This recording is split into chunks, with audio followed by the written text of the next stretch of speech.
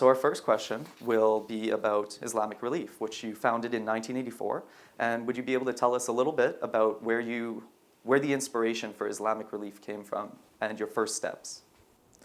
We started because of the need.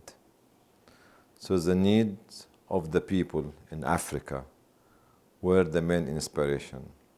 When we saw their images on television dying in hundreds and thousands in the Horn of Africa, in Eritrea and Tigray, and this moved me and my colleague. And so really, there was no plan. There was no boardroom where we sit down and discuss and communicate and read. It was the image on the TV. So as you were continuing to expand and market, so to speak, creating awareness and raising funds at the same time, what were some of the other resources that you needed? Obviously, you were somewhat limited in terms of human resources. Funding is always a problem. What were some of the other resources you needed? How did you find like-minded individuals? Did this all come from the awareness campaigns, or were there other The channels? awareness campaign was very important. In 1984, we did not have an office. We just have a small donation box on the wall. 1985, we shared an office with another organization in the community center. 1986, we have a small room, 10 feet by 10 feet in the basement.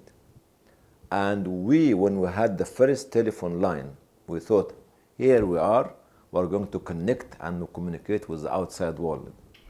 Then we're renting telex line from a company, as well as fax line, which was another new invention at that time. So we have a fax. The fax machine can bring you the photograph of somebody or in a second. At that time, we're just actually, even the first computer we had at that time as donation was from a colleague, 286.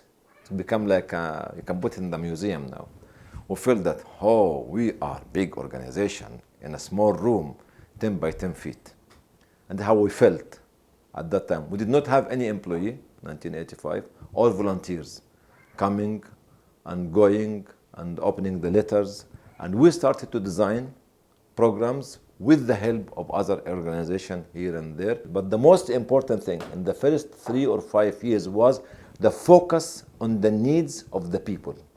That's why we earned credibility very quickly in a very young, growing community in the middle of the West, particularly if you call yourself Islamic, in the heart of the Christian civilized Western world. And how can the West accept you and the Muslim do not suspect you?